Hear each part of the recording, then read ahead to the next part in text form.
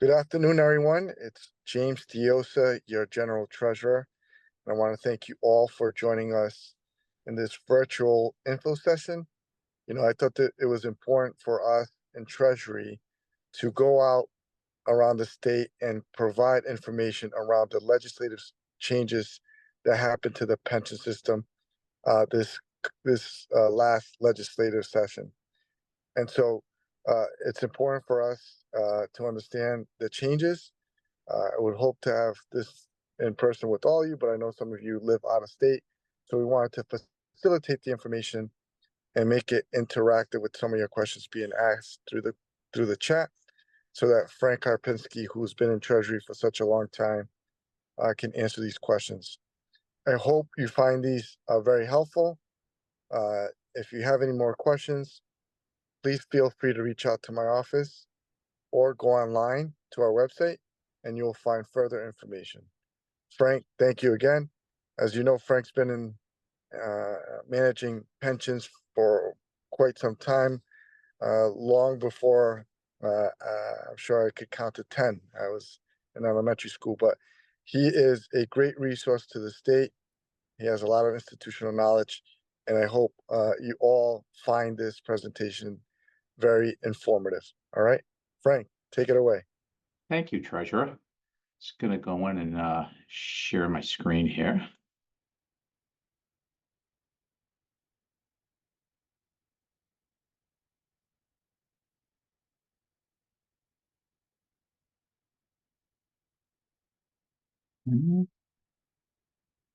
Okay, and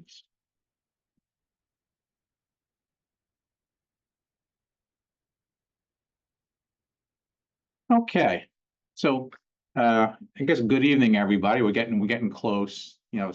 Sadly, we're in September, so clock's going the other way. So what I'd like to share with you today, we're going to talk about the COLA benefits that were payable to retirees. We're going to talk a bit about the final average salary change, a little bit about post-retirement for teachers that was enacted for both statewide staffing in colleges, as well as some retirement allowance for state law enforcement professionals. So first thing I'm going to chat about, if I can, I'm going to talk a bit about the very first part that kind of drives some of the changes, and this has got to do with the funded ratio. And the funded ratio is, and its super duper high level number is the plan's assets divided by the liabilities. And the liabilities are the cost of member benefits. What does it cost to pay a retiree for some time from the day they're hired and adding all that up? And the assets are those for which the Treasurer and the State Investment Commission do all the investments for. And one of the words you're going to hear a little bit is the full COLA. And I want to help understand that. Full COLA does not mean the 3% compounded COLA that was the old Schedule A, if you will. I'm going to talk a bit about how we calculate the full COLA, but just keep that in mind. So what happened after July 1 of 2012, Article 12 reduced the minimum funded requirement to receive the full COLA. And you might recall from 2012, that was 80%. And it basically said it was going to suspend the COLA until such time that the plan became 80% funded.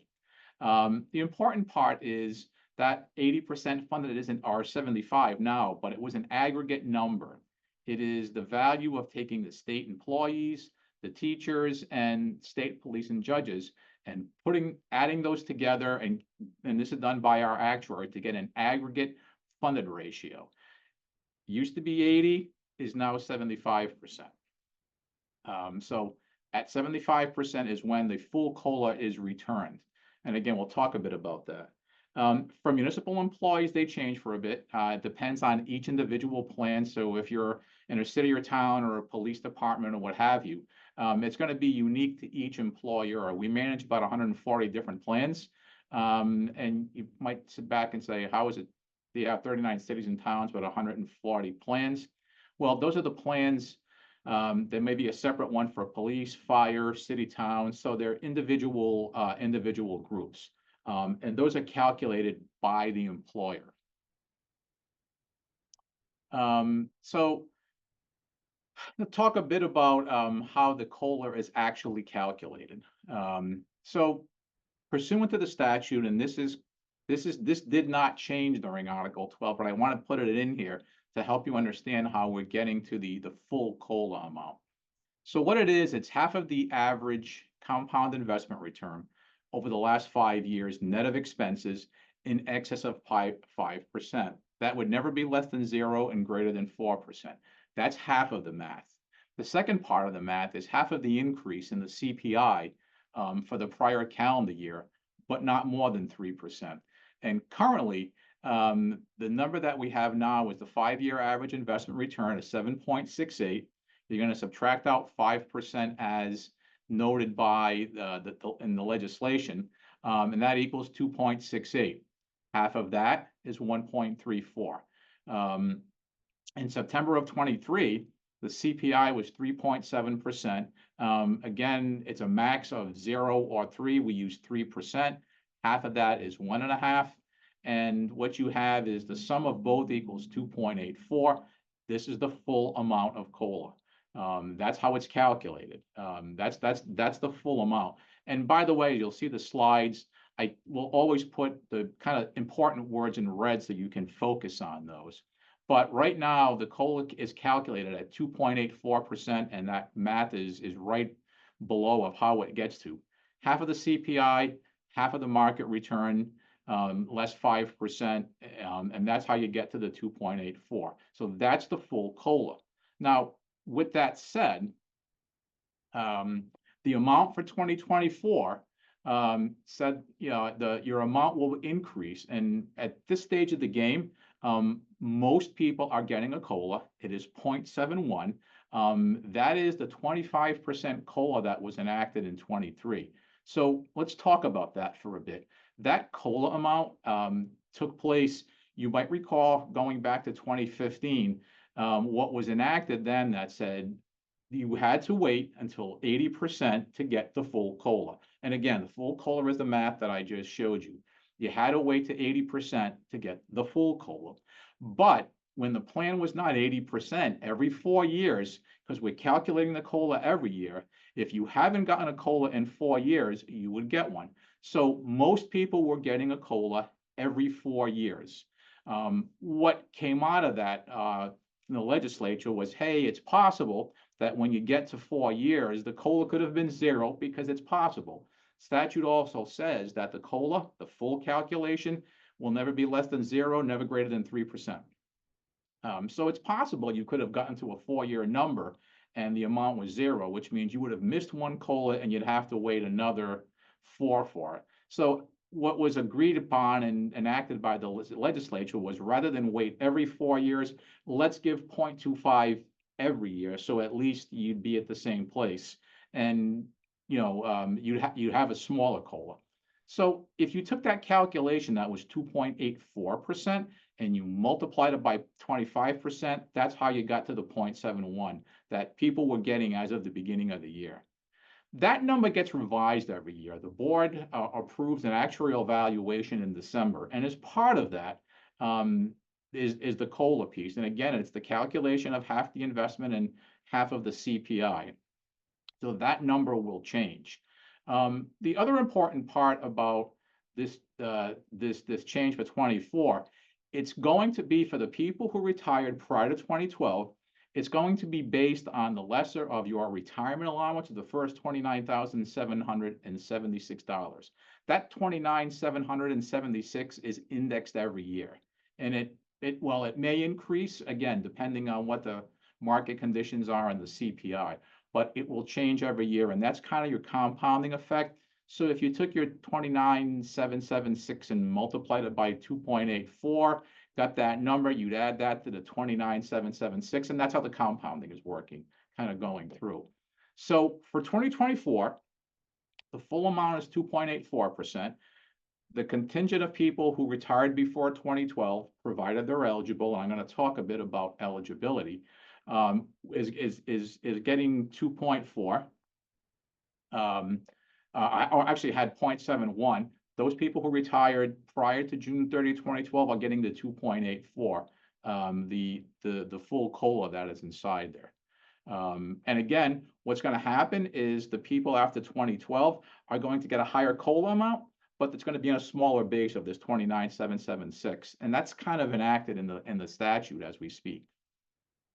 So let's talk a bit about who it applies to, which I kind of went through a little bit. It is state employees, teachers, and municipal employees, including your public safety, who retired on or before June 30 of 2012. It does not impact anybody who retired on or after July 1 of 2012. And I will talk a bit about that. The provision will provide, again, a paid in full, which was the 2.84, as if the funded status was 75%, rather than getting this 0.25%, which most people were, or all people who were eligible were currently getting. So again, applies to state teachers and municipals. For people who retired on or before June 30, 2012. If you retired after June 30, 2012, this provision does not apply. And 2012 was by the way, the original ERSRI legislation. 2015 was the mediation that took place on the 2012. So that's what the statute talked to. So let's talk a bit about eligibility, because that's kind of matters. We get calls here at the retirement office and people say, I didn't get a COLA, I don't understand, I retired by this date. And more often than not, it's got to do with eligibility. So again, this is not part of Article 12, it's to give you some background, but the ERS, which is the state and teachers, and MERS is the municipalities who retired after June 30, 2012, are eligible to receive a COLA 3 years after your date of retirement or your Social Security normal retirement age, whichever is later. And you'll note the public safety folks also have similar provisions. I want to just talk about that for a bit, because an easy or a way to kind of understand this is, let's say you retired at 70 years old. Yes, you are already past Social Security normal retirement age, but based on what the law says, you have to wait 3 years, which is the latter part. That means you wouldn't get COLA until you were 73 years old. So what we're always kind of looking at when folks call is, hey, I didn't get a COLA. This is the first place we go back to look and say, what was your date of retirement? Is it 3 years after your date of retirement or Social Security? Important part is whichever is later. So that is when COLA is applied to you. So when you hear us talking, or you might hear me saying, for people who are eligible, this is what we mean when a COLA benefit is paid. Now let's talk a bit about the effective date. Given the enactment of the legislation, it only applied to people who were eligible to receive a COLA in 24 and were eligible in July or after. So the important part here is your COLA, at the bullet in the middle there says, COLAs begin the month following your anniversary date. So if you retired, for example, in February, you were always getting your COLA in March. If you retired in October, you were always getting your COLA in November. This piece of legislation, because of the date that everything came to a head, if you will, it was anybody whose COLA month was July, which would mean you actually retired in June, you're getting your COLA in July. That is the only contingent who is getting the full COLA as we speak. So eligible members whose 24 COLA was applied to the June or prior, their COLA month will receive on the regular scheduled COLA month. So what's going on here is, if you retired in June or prior to, or I should say May and prior to, if you retired in May, for example, you're getting a COLA in June, you would now not get the full COLA until next year in 2025. So if you retired in May and your COLA month is June, next June, you will get the new COLA, or you will get in this case, the 2.84. Where it gets a bit confusing is when the board goes ahead and approves the COLA, They will approve it in December. It will become effective in the calendar year. But because it is the month following your anniversary date, what that means is the first COLA that we pay with the new amount will be beginning in February. So it's basically from February to January, meaning, you retired in February, you get your COLA in March. You retired in December, you get your COLA in January. So for the folks who have January until May, dates of retirement for 2024, they won't get their new COLA until next year when their COLA month becomes when it comes up for them. So it's the month your COLA month beginning in 2025. So by 25, at the end of or further into 25, most of the people who were already eligible will begin getting prior to 2012 will be getting their COLA at that time. I think I want to stop here and see if there are any questions that I can help answer from folks coming in. So we do have one that says, what happens if you retired in 2017? It will kind of depend of whether you're eligible or not. What was your benefit at the time? When, how old were you, and what have you? So it's really based on, it's 3 years after retirement, but it depends how old you are as well. So if you retired very young, we actually do have some people who retired prior to 2012 who retired in their 40s, in the middle 40s. So they're still not eligible for a COLA yet because it's the month following your anniversary for starters. And two, it has to be 3 years after retirement or Social Security normal retirement age, whatever is later. So those folks haven't reached, they already reached the 3 years after retirement. They just haven't reached Social Security. And that's the latter of the part. So any other questions that might kind of have before we jump on to the next couple slides? All right.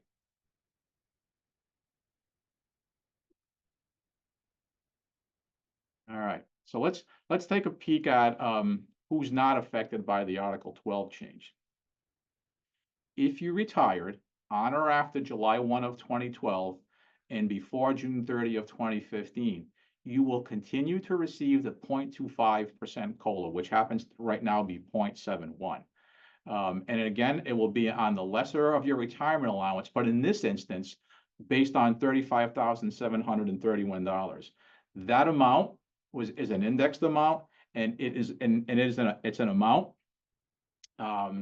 that was determined by the legislature, and it's an index number. So that's how that number will come in.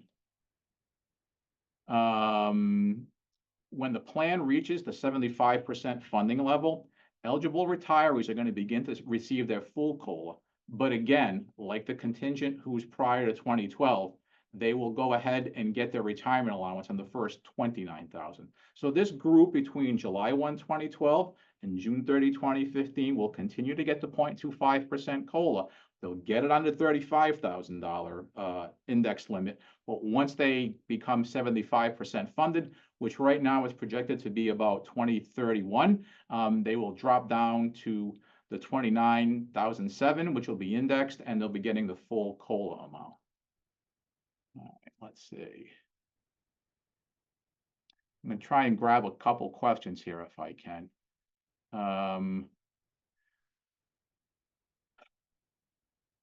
Yeah, so I think what I'm seeing is some of the questions are people who retired in different points, 2016s, what the people, and most of what I think what we have, I think I have another question on the 0.71. So let me just drop back a little bit and get back here again on how we calculate the COLA. Again, COLA is got calculated under general law now in two parts: half of the average compound investment return, half of the CPI. And I've got the slide up here. And it's basically the calculation, the investment return for last year when the COLA came in was 7.68. You subtract out 5%, you get 2.68. If you get on that half of that COLA comes in, is 1.34. In September of 23, the CPI was 3.7. We used 3. You only use half of that, so it's 1.5. So 1.34 plus 1.5 is 2.84. That's how the full COLA. You then take that 0.284 and multiply it by 25%, and that's basically 0.71. So that's how the COLA comes in. And again, it's based on an index for the people who retired prior to 2012 on 29,000. If you were retired between 12 and 15, it's going to be based on 35,000. We impact state employees, teachers, municipal employees, and public safety. Your COLA eligibility is again 3 years after your date of retirement or Social Security normal retirement age. So if you retired very young at any stage of the game, you might get past the Social Security, the 3 years, but it's the latter of. So again, the example I gave, if you retired, if you were 70 years old, you're waiting until 73 to get your COLA. So it's important to understand that part. And again, the COLA month is by statute. It is you get a COLA the month following your anniversary. So if you retired in March, you get your COLA in April. It's always the month following. The way the legislation is written, it came into July. So it's the people who retired in June get their COLAs in July. They're going to start with a 2.84, and it will go, all the way to the end.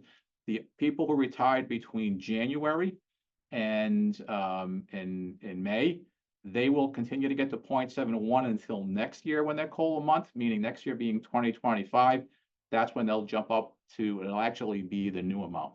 And eligibility dates are a little more complicated because they matter on a per person basis. But, it's going to matter again how old you were when you retired and kind of getting through those couple of years of COLAs. Let's see, any other, whoops. So I think we kind of at least have got, I'm going to jump into the COLA questions.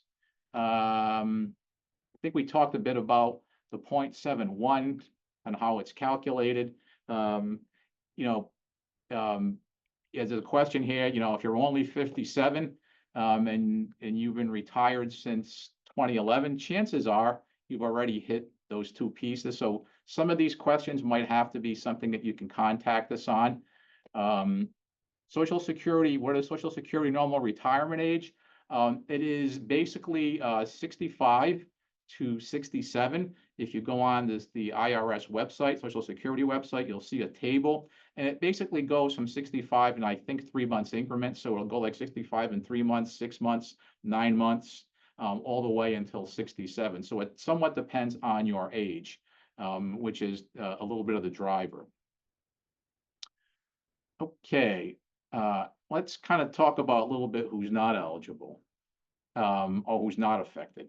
So brought up again, if you retired between 2012 and 2015, you're not getting the updated COLA. It's going to be the 0.25.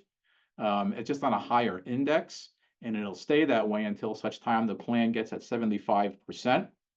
And then eligible retirees will receive, when it gets to 75, on a smaller allowance, which is 29, and 29 will be indexed. Okay, so who's not affected? So if you retired after, your date of retirement was after July 1 of 2015, you're going to continue to get the 0.25, and it'll be on the lesser of the first 29,000. If until the plan again reaches 75, then you'll get the full amount. So if you retired after July 1 of 2015, you will continue with the 0.25% of the COLA. It'll be on the $29,000 indexed.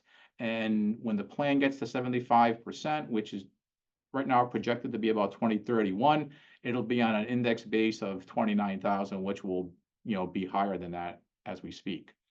The change also does not apply to state police and judges. They will continue to receive the COLA the way it was before the 0.25% change, meaning every 4 years it'll get reevaluated for this group. And if there hasn't been a COLA, then they will get a full COLA. But again, they're waiting 4 years to get it. The next one will actually be in 2015. And the same eligibility times will play out in terms of it's going to be on the lesser of their retirement allowance of the first 29,000. And if you retired on and after 2015, yeah, 29,000 if you retired on and after 2015, or the first if you retired before 2015, it'll be on 35,000. Same situation, 75%. It'll be a lower index base. Another piece that was enacted during this session that wasn't part of Article 12 is this tax piece. There's an increased tax exemption. The current exemption is $20,000 for income limits of $101,000 for individual filers, and $126,250 for joint filers. Beginning in 25, that exemption will increase to $50,000. To qualify, you will have had to reach your Social Security normal retirement age, and you have to satisfy a federal adjusted gross income requirement. You might need to kind of chat with your tax advisor if you have one. And the 126.5 and the 101 are also indexed by the CPI. So that's going to change annually as well. That's more of a federal thing. That's not the state of Rhode Island, but that's how those bases will go. Okay, let's see if there are any other hardcore questions that I can try to answer on COLA.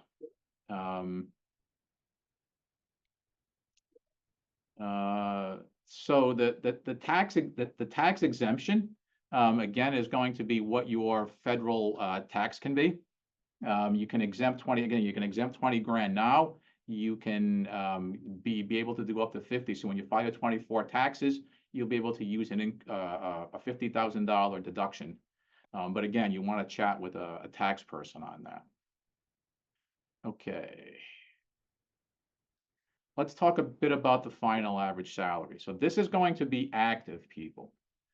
This applies to state employees, teachers, and municipals. They changed the legislation that was in from a high 5 consecutive years to a high 3. So basically, we count pay periods here. So instead of using 130 pay periods, we're going to use 78 pay periods to calculate your benefit. On average, you're probably seeing a 1.5% to 3% change in your pension benefit. And a lot of it will be dependent on what your last 3 years or any point of your 3 years were like. In your last 3, you might have gotten a promotion, you might have gotten a step increase, you might have had a collective bargaining agreement that put in a change. So it's going to kind of vary, but in some of the data that we looked at, somewhere between 1.5% to 3% change. And it applies to everybody with a date of retirement on or after July 1. This does not apply to state police and judges. This is strictly state employees, teachers, and municipals who it gets to. What we've done so far is if we haven't calculated your benefit yet, and you wanted to say, hey, I haven't got my benefit yet, but I want to go forward, we were doing that for folks. The only caveat is, let's assume that you made your application and you were going to retire in April, and might have been some challenges in getting your account together with employer information. Well, if you called us and said, hey, as of July, you haven't paid me yet, I'd like to have my benefit be the high 3. We would do that, but you would forego a retroactive adjustment, meaning you wouldn't get an adjustment back to your original requested retirement date of April. It would mean you'd have to be July, so it's kind of a new pension. So you'd be going out, without some money in between there. For teachers who served 180 days by our ERSRI regulation, your date of retirement is automatically July 1, so they're going to be participating in that. If you were a teacher and you retired or terminated prior to 180 days, same situation, you'd need to move it forward to July 1. So depending if you were a teacher and you ceased being a teacher, let's say at the end of the year at 12/31, you might have to wait 6 months if you want to use the 3 years. That would be your date of retirement, so you wouldn't have any any benefits during that time. I think we've gotten through most of the people who are out there. What we won't do is to go back and change. So if you retired and you've been receiving a check, there's nothing on legislation, nothing will happen on that. It's done. So it's only for people who we have not processed yet. And anybody after July 1 will be able to take advantage of using a high 3 instead of a high 5.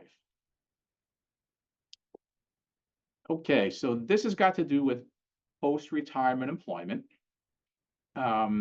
It's in essence an extension of an executive order that happened during COVID. And what it allows for is filling positions on a temporary basis that might exceed 90 days if there's a specialized need. And what that meant was if they were unable to find whatever particular classification, whether it's a science teacher or a math teacher or some specialty or some reason that the school district local education authority was unable to find somebody, they could tell you, yes, we need you to be here. So you would get to work beyond the 90 days. And all end of the school year and not get your benefits suspended. The only thing that's different in this piece of legislation happens to be that the employer is not going to be required to make a contribution if you exceed that cap. And the cap is 90 days for teachers and 75 days for any administrator, for any other school employees. So the important part here is don't do it until you're certain that the employer school department has sent us a letter saying we were unable to find, and the employer is kind of aware of this. Don't go beyond 90 days until you're certain that the employer has communicated with us and says, yes, that you are a specialized need and you had to go beyond the 90. And once we have that, on the 91st day, the employer will begin to make the required employer contribution. You as the employee / retiree will not be required to make any kind of contributions. You're also not getting any other service credit. As far as the employers, they're going to continue to have to report the number of days.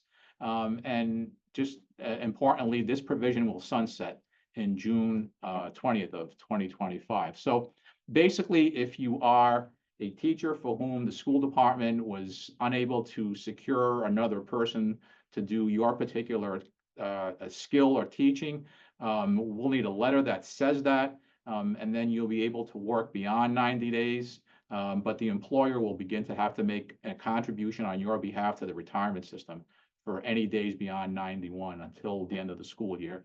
And this will be sunset on June of 2025.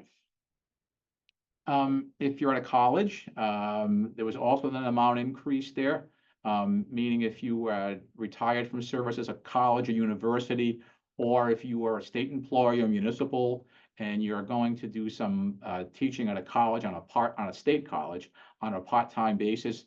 It used to be up to a maximum of $18,000. It got increased to $25,000. So again, if you're at a college or you're a state employee, municipal, or teacher, and you've got whatever credentials to teach at a college level, you can go from $18,000 to $25,000 this year. And this last provision relates to state employees. You'll note here there's a cadre of job classifications: deputy sheriffs, capitol police. They will begin to accrue and earn benefits as if they were a municipal public safety. State employees and municipals have different accruals and different eligibility. You'll note that at the bottom, if you're public safety, police or firefighter, they retire at 25 years and age 50, 27 years any age, or 5 years in Social Security normal retirement age. So these particular titles of state employees, some of the folks I believe are at Quonset and different kinds of operations throughout the state, will be able to now retire at those eligibilities. They will still be state employees. They will still get COLAs as state employees. They will also no longer participate in the TIA plan, so they will cease doing that. they will begin to make a 10% employee contribution. The important part of this, it is only prospective. So if you had 25 years and you're 50 years old, you're going to get the accrual that you had as a state employee, which is the varying levels of Schedule A and Schedule B accruals. You know, your Schedule A's were 1.7 and 1.9 and then 3%. And then municipal, the Schedule B was a different set of accruals, you know, 1.65, 2.25. So the accruals that you earned is what you get. It is prospective only. It becomes effective in January 1 of 2025. And we've had some calls from folks who might have been eligible, but the benefit amount will be less because it's only going to be that as of. But they will begin to accrue credits going back. So again, they're still going to be getting COLAs as state employees. So that is what has changed. I'm going to try to get through some of the questions to see if we can't try to answer some of them. I think what I'm going to probably do is to stop sharing a little bit. And I'm going to, let's see, can I get questions for you?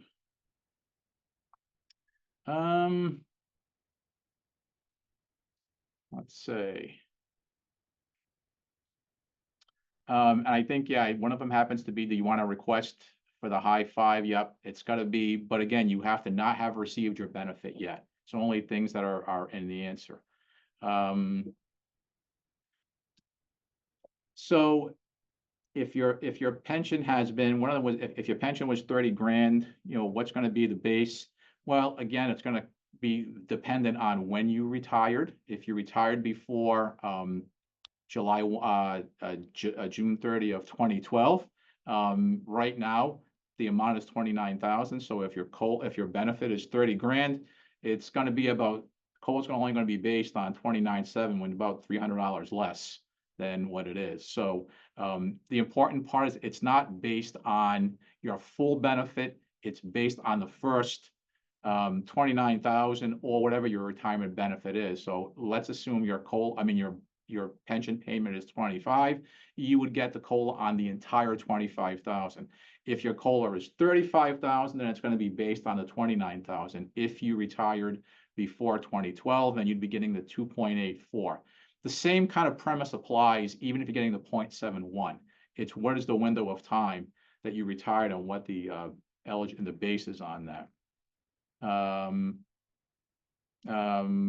Question on fire marshals COLA every 4 years. No, fire marshals will get, with this new piece of legislation, they're going to get nothing different than they had before. They're going to continue to get COLAs.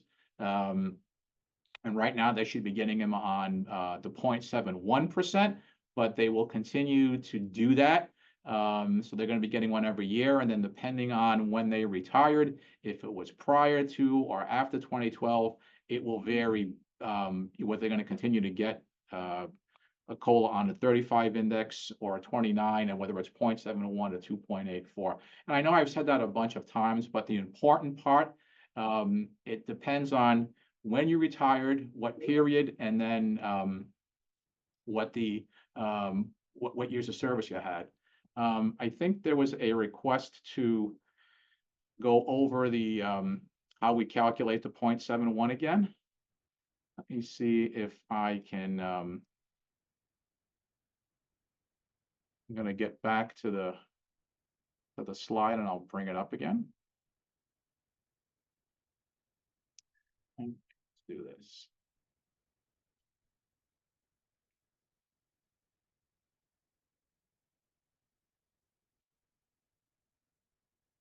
Okay.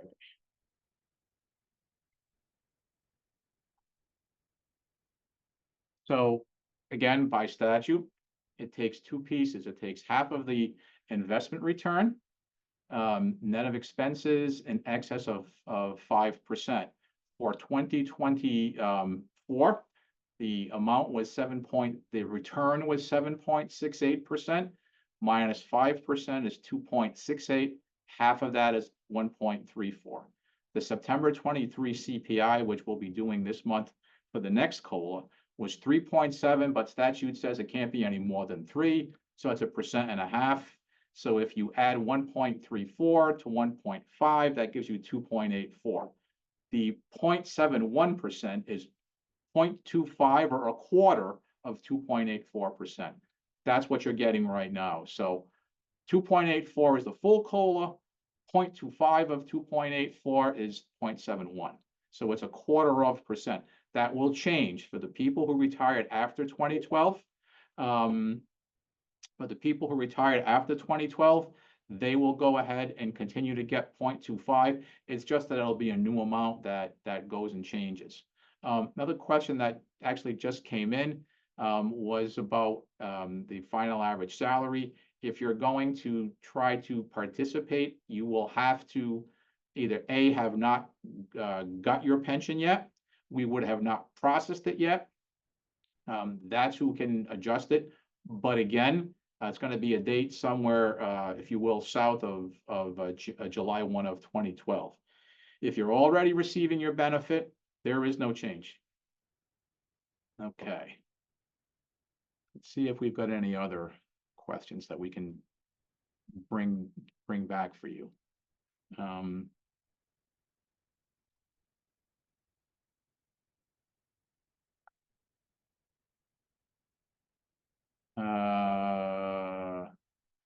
So you retired in 2001 at 62. Will you get a COLA this year? You probably have already been getting a COLA because and when you're at 62, you're a bit older now, so you should be getting a COLA. But again, I think some of these are a little more specific based on when you're going. You got some public safety folks. That 2.84 again is going to, if they retired in 2011, it's 3 years after retirement, and it should be age 55. So you should be getting a 2.84 COLA. Again, I think there's some specific examples in here. But let's see. I think a majority of them. There's a question in here regarding about your TIA money. So your TIA money, if you are still active, if you are still working, and if you want to do something with that money, you kind of can't until you terminate. You have to either quit your job or retire to access those funds. So if you're one of the folks who may have been there's a body of people, if you had more than 20 years as of June 30 of 2012, we call them 20 plusers, you're a different benefit. But those people are no longer in TIA. Even though you're active and even though you're no longer contributing in TIA, you won't be able to access those dollars until such time that you either terminate your position or retire. And after that, you can certainly roll it over to wherever you want, or actually you could go the other way. If you have funds in another investment firm and you'd like to transfer those into your TIA account, that you can actually do. So you're newly retired. Let's see, what do we got? So another question is, if you're not someone who's considering retiring, but they're not at full retirement age. So a couple pieces you can, if you have the years of service, you can certainly terminate and say, look, I've got 30 years of service, but I'm only 58 years old. And the law says you have to be at minimum 59. We're going to do some math to determine what that is, and it's a little too complex for this particular presentation. But if you choose to leave and you're going to wait until you get older, you can certainly do that. You can say, hey, I will come back and see you when, and let's assume, for example, that person has a date of 61 years old that we calculated, and you're 58 now. You're within 5 years, you can technically take a transition rule, but what it's going to mean is you're going to take a reduction by year. So it's 9% for the first year, 8%, 7%, and 7%, which means if you choose to grab it at 58, you're going to wind up taking a haircut on your benefit. That said, you could leave it there, and when you get to the determined age that we gave you, you can go ahead and collect that. There won't be a reduction inside there. It's going to be whatever it was the day you left. Let's see.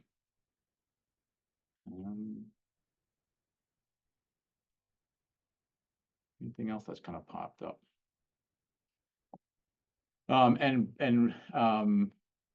When someone is considering retiring but not at full retirement age, they wait 3 years for any COLA. Well, it might not be 3, because again, given the example, it's what you get to for what is the ladder of? It's going to be Social Security or normal retirement age. So as the example I gave, if you retired at 70, you're clearly past Social Security, but you'd have to wait 3 years until 73 to get the COLA. So it'll kind of vary on a if you will, on a case by case basis. If you retired in December, would your COLA month be January? Yep, that's definitely when you'd get it. But again, I'm going to throw the phrase in, provided that you're eligible. So you retire in December, you get your COLA month. It's the month following. So in this example, in 2024, you'd get the 2.84. You would get the 2.84 in January. So you retired in December, your COLA month is January. In January, you'll get 2.84. You will continue getting the 2.84 until next January, which would be in 2026. You'd get that change. So during 25, you're getting the 2.84. Let's see. If you fill out any paperwork to receive the adjustment, I'm going to assume that means the final average salary. So yeah, we need to get some information if that's going to affect you or not. Let's say, I think we tried to get some, and a lot of the questions are very specific in terms of individual folks. And again, it'll somewhat matter on when you can collect your COLA. But let's see.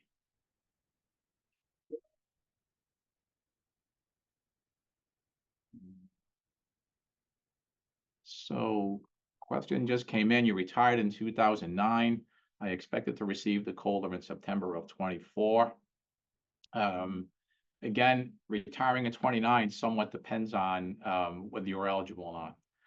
And as I mentioned earlier, we've got people who retired around that time who retired at a younger age. They may have had the service credit, but didn't have the age. That may be the reason that you have not received the COLA. Because again, it's 3 years after retirement or Social Security normal retirement age. So if you retired, in 2009, you could have been a part of Schedule A, where you could retire at 28 years any age, but you might have been in your late 40s, early 50s. So you're creeping up a couple more years. It would appear to me that would be a little closer to getting a COLA, but that's going to matter on your eligibility. But in the high level of eligibility, if you retire in August, yes, you'd be getting a COLA in 2024, just because it's the month following.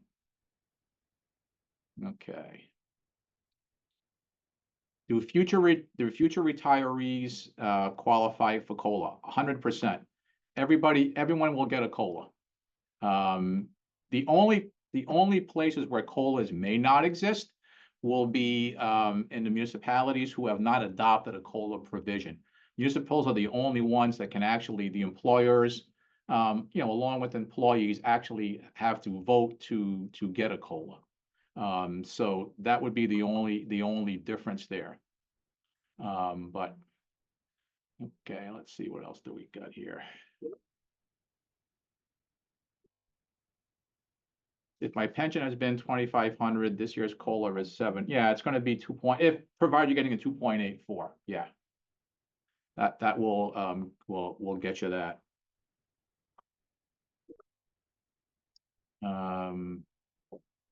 Okay. See what else we've got.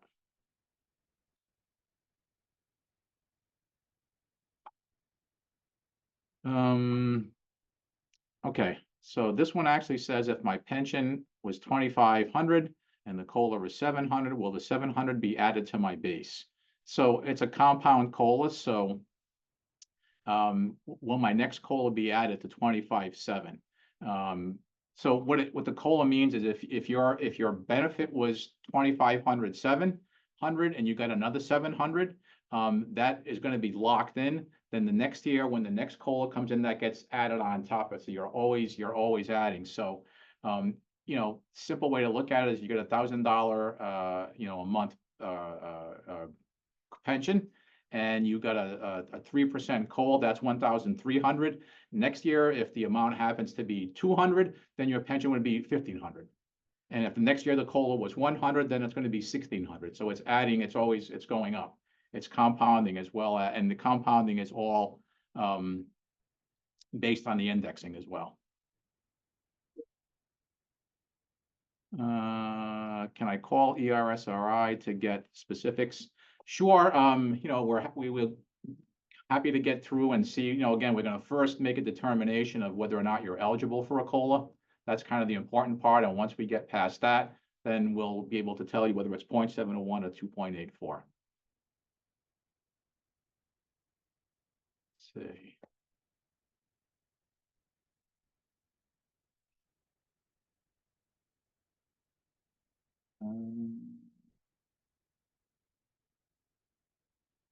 What about retirees from 2005? I think a lot of the questions are kind of they're getting to the very same specific, and I'm going to have to give you the same kind of answer in terms of whether or not you're eligible or not. If you're retired in 2005, chances are you're eligible for a COLA. Those will generally happen. And again, you've got a block of people who are inside there. Let's see. So question says, if we decide to terminate at 62, but are too young with only 22 years of service, do we still alert ERSRI we are retiring, knowing full well that we are going to not collect another 4 years? Yes, I think we always want to be sure that because just by nature, you've got to let us know, because we have to collect a bunch of information about where your account's going to be direct deposited to, and if you're going to take a joint and survivor and any of that. So you do need to contact us to say, I'm getting ready to retire, and we'll go ahead and put that in. In terms of the transition rule, as someone who's saying, I'm 62 and I have 24 years and 2 months. So the transition rules right now, you've got to be 5 years from your eligibility. So we'd have to calculate what your full eligibility might be, and then, go back 5. So if we calculated it to be 62, then count 5 years back, and that's when you can begin to retire, but with a transition rule piece to it. And that's going to be where the amounts come through in terms of how much of a reduction you'd have to take versus leaving it. Do I qualify under the public safety portion as campus police who retired in 2016? If you've already retired, it is what it is. The public safety change in the law that happened this year is only prospective. So it's only going to really affect active people. It's not going back and making any prior adjustments to anybody else. So in terms of, there's a question here, it says, are custodial staff eligible? Everyone's basically eligible. Again, if it's the state, our teachers, everyone is entitled to a COLA, provided when your eligibility. In a municipality, it will be dependent on whether that employer and employees have opted for a COLA provision. There are some plans that we have that do not have COLA provisions, or have not elected to have them, but everyone will go ahead and always get a COLA. And again, I see a couple of questions of, it will increase $17 a month. Talked a bit about how that's calculated by taking 29,000 or whatever your COLA amount is times 2.84 or 0.71. So let's say. When I began my teaching career, my projected retirement was 25. It was then changed to 28 because of the legislative action. I'm currently 62 at 19. Will the year revert back to these? As we sit here today, no. If on the legislation we had to calculate the entire piece, then your eligibility would have been up to that. It has for Article 12 that got enacted in this session, there has been no adjustments for any eligibility other than the folks that are in the public safety for state and that specific list of job specifications. Those people are the ones that are the ones who have gotten this municipal benefit, but again, only prospective. That is the only eligibility change that has taken place during Article 12. So if you began your career and thought it was 25 and it got bumped up to 28 based on some of the pension reforms, then that's going to be the age or the year that you're eligible to, and certainly we have that. So if you retired in 2017 and you're 72, you should be getting a COLA. What is the COLA? If you retired in 2017, obviously you were after 2012. It's going to be based on an index of probably 29,000. And that COLA is compounded, and it's compounded because you're taking that index of 29,000, you're multiplying it by whatever the COLA is, and you're increasing that base, and that base will continue to increase going forward. So it will be compounded. So let's see. I think those are about the questions that we've got out there.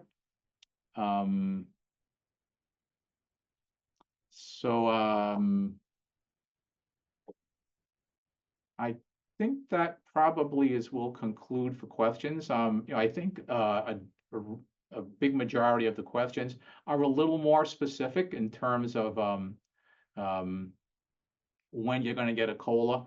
It's, step one, if you call us, we're going to always say, when did you retire? We're going to look at that and see what your eligibility looks like. Are you eligible for a COLA? And then we're going to look at the date you retired so we can let you know whether you're getting a 2.84 or a 0.71 for 24. And then we can break it down a bit further based on, were you the group before 2012 and all that piece. So that is how that will work. I think with that, if there are no further questions, I think we can conclude this.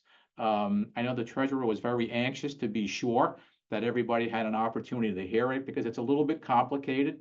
There were a lot of changes, and he was pretty adamant about making sure that we reached out to as many people as we could get our hands on, whether it was through this or through in-person. We had a bunch of in-persons that were very well attended. So I know he was very excited that we did this. With that, I can say if you've got questions, please feel free to call us. We will try to get through as many as we can and break that through. And I think we are good to close up this Zoom meeting. So with that, thank you for attending and look forward to your questions and being able to help whenever we can. Thanks so much.